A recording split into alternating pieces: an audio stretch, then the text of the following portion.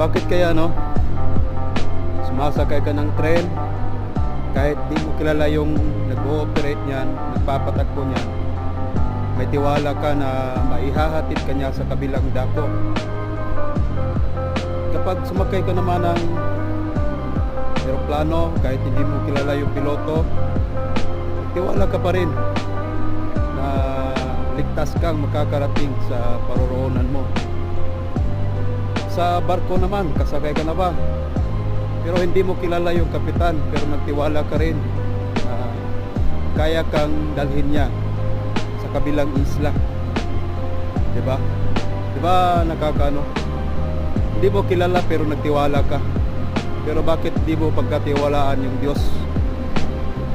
Siya namang mag-aalaga sa iyo habang natutulog ka, habang namumroblema ka, pero